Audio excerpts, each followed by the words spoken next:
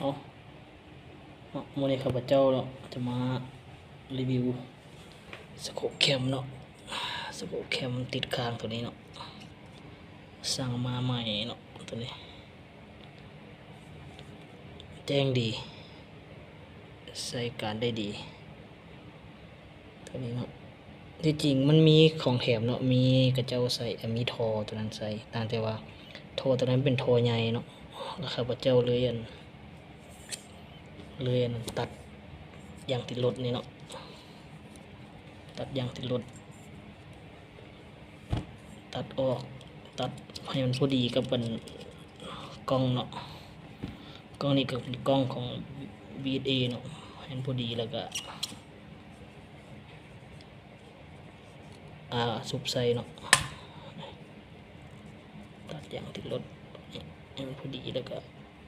อันนี้พันใส่ติดใส่เพราะว่ารีวิวไปหน่อยหนึ่งละแต่ว่ายังบ่ได้ถ่ายบ่มีพื้นที่ยิงเนาะแจ้งดีเนาะเอารายละเอียดนะจะมารีวิวให้เบิ่งอีกวันหนึ่งเพราะว่ารีวิวไปละรีวิวสุกยิงลองเบิ่งละอยู่ท้ายคลิปเนาะตัวนี้เนี่ยมันใส่บอลใส่โทรศัพท์เนี่ยตัวนี้ขนาดกล้องพายงกลางเนาะทางกลางหรือว่าทางข้างสามารถปรับตัวนี้ได้หันตัวนี้และตูดหันตัวนี้เนาะตัวนี้และตูดไปตูดมาได้นะเด็ก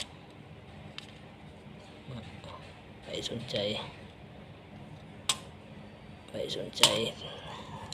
ทักหา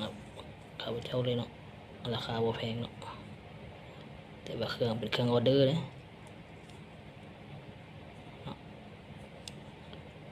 ขอบใจ